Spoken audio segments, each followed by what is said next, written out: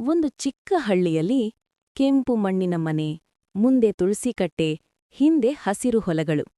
ಆ ಮನೆಯೊಳಗೆ ಯಾವಾಗಲೂ ಮಾತಿನ ಗಲಾಟೆ, ನಗು, ಅಳಾಟೆ ಎಲ್ಲವೂ ಇರುತ್ತಿತ್ತು.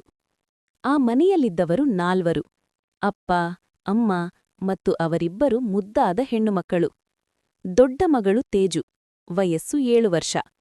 ಅವಳು ಶಾಲೆಗೆ ಹೋಗುವ ಅಕ್ಕ. ಸ್ವಲ್ಪ ಜಿದ್ದಿ, ಸ್ವಲ್ಪ ಜವಾಬ್ದಾರಿ, ಆದರೆ ನಾನೇ ದೊಡ್ಡವಳು ಅನ್ನೋ ಭಾವನೆ ತುಂಬ ಜಾಸ್ತಿ. ಚಿಕ್ಕ ತಂಗಿ ಕುಶಾಲ, ವಯಸ್ಸು 5 ವರ್ಷ.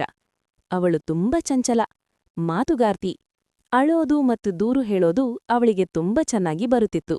ಬೆಳಗ್ಗೆ ಸೂರ್ಯ ಕೂಡ ಸರಿಯಾಗಿ ಏಳುವ ಮುಂಚೆ ಈ ಮನೆಯೊಳಗೆ ಜಗಳ ಶುರು. ಕುಶಾಲ ಅಳುವ ಧ್ವನಿಯಲ್ಲಿ, ಅಮ್ಮ, ತೇಜು ನನ್ನ ರಬ್ಬರ್ ತೆಗೆದುಕೊಂಡಳು. ತೇಜು ಕೋಪದಲ್ಲಿ, ಅಮ್ಮ, ಅವಳೇ ನನ್ನ ಪೆನ್ಸಿಲ್ ಮುರಿದಳು. ಅಮ್ಮ ಅಡುಗೆ ಮನೆಯಿಂದ, ಸ್ವಲ್ಪ ನಗುತ್ತಾ ಸ್ವಲ್ಪ ಬೇಸರದಿಂದ, ಅಮ್ಮ, ಅಯ್ಯೋ ದೇವ್ರೇ, ಬೆಳಗ್ಗೆ ಶುರುವಾಯಿತು ಜಗಳ. ಯೂನಿಫಾರ್ಮ್ ಹಾಕಿಸುವಾಗಲೂ ಜಗಳ. ಕುಶಾಲ, ಅಮ್ಮ, ಅವಳಿಗೆ ಹೊಸ ರಿಬ್ಬನ್. ತೇಜು, ನಾನ್ ದೊಡ್ಡೋಳು ಅಮ್ಮ. ಕುಶಾಲ ತಕ್ಷಣ ಹತ್ತು, ಅಮ್ಮ, ತೇಜು ನನ್ಮೇಲೆ ಕಿರುಚುತ್ತಾಳೆ. ಶಾಲೆಗೆ ಹೋಗುವ ದಾರಿ ಸುಂದರ, ಆದರೆ ಇವರ ಜಗಳ ಅದಕ್ಕಿಂತ ಜೋರಾಗಿದೆ. ತೇಜು, ನಾನ್ ಮುಂದೆ ನಡಿತೀನಿ. ಕುಶಾಲ, ಇಲ್ಲ, ನಾನು. ತೇಜು ಕೈ ಬಿಡುತ್ತಿದ್ದಂತೆ ಕುಶಾಲ ಜೋರಾಗಿ, ಅಮ್ಮಾ. ತೇಜು ಮತ್ತೆ ಕೈ ಹಿಡಿದುಕೊಳ್ಳುತ್ತಾಳೆ. ಶಾಲೆ ಮಕ್ಕಳಿಗೆ ಮತ್ತೊಂದು ಜಗತ್ತು. Break time. ಕುಶಾಲ, ಅಕ್ಕ, ಬಿಸ್ಕೆಟ್ ಕೊಡೋ. ತೇಜು, ಇಲ್ಲ. ಕುಶಾಲ ನೇರವಾಗಿ ಶಿಕ್ಷಕಿಯ ಬಳಿ. ಕುಶಾಲ, ಮೇಡಂ, ಅಕ್ಕ ಕೊಡಲ್ಲ. ತೇಜು ಕೂಡ ಬಿಡಲಿಲ್ಲ. ತೇಜು, ಮೇಡಂ, ಅವಳು ನನ್ನ ಲಂಚ್ ತಿಂತಾಳೆ. ಸಂಜೆ ಮನೆ. ಕುಶಾಲ, ಅಮ್ಮ, ಶಾಲೆಯಲ್ಲಿ ತೇಜು ಮಾತಾಡಲಿಲ್ಲ. ತೇಜು, ಅಮ್ಮ, ಅವಳು ನನ್ನ ನೋಟ್ಬುಕ್ ಹಾಳು ಮಾಡಿದಳು.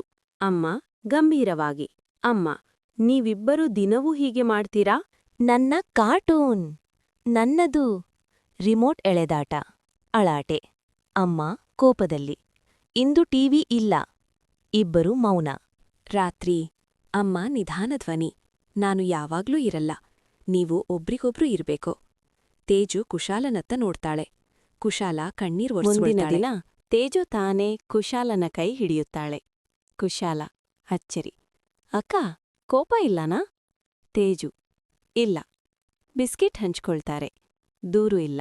ಹೌದು, ಇವರು ಮತ್ತೆ ಜಗಳ ಮಾಡ್ತಾರೆ. ಮತ್ತೆ ಅಮ್ಮನ ಬಳಿ ದೂರು ಹೇಳ್ತಾರೆ. ಆದರೆ ಈಗ ಅವರಿಗೆ ಗೊತ್ತು, ಜಗಳಕ್ಕಿಂತ ಪ್ರೀತಿ ದೊಡ್ಡದು. ಅಕ್ಕ ತಂಗಿಯ ಬಂಧ ಅಮೂಲ್ಯ. ಮಕ್ಕಳೇ, ಜಗಳ ಎಲ್ಲರ ಮನೆಯಲ್ಲೂ ಇರುತ್ತದೆ.